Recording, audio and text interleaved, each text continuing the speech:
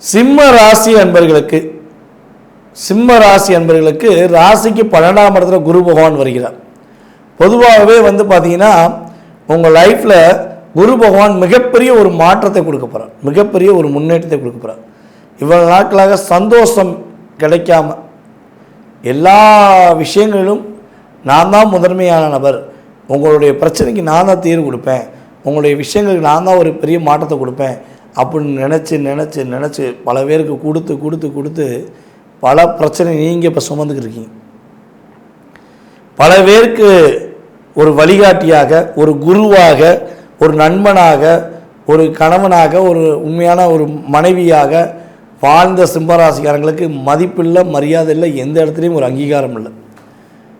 அப்படிங்கிற நிலைமையில் இருக்கிற உங்களுடைய வாழ்க்கையில் இனிமே தான் ஒரு நல்ல மாற்றம் ஏற்பட போகுது.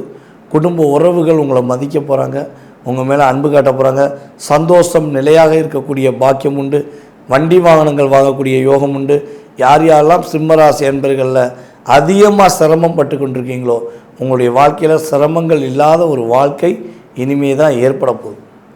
ஓகேவா? சொந்த வீட்டில் கூட மதிப்பு இல்லைங்க அப்படின்னு நினைக்கிற சிம்மராசி என்பர்களுக்கு உறுதியாக இன்னுமே மதிப்பும் மரியாதையும் கூடக்கூடிய ஒரு அற்புதமான காலகட்டம். கடன் பிரச்சனையிலேருந்து மீண்டு வர போகிறீங்க, அதான் விஷயம். கடன் பிரச்சனையிலேருந்து மீண்டு வர போகிறீங்க. வேலையில் ஒரு பதவி உயர்வு ஏற்பட போது.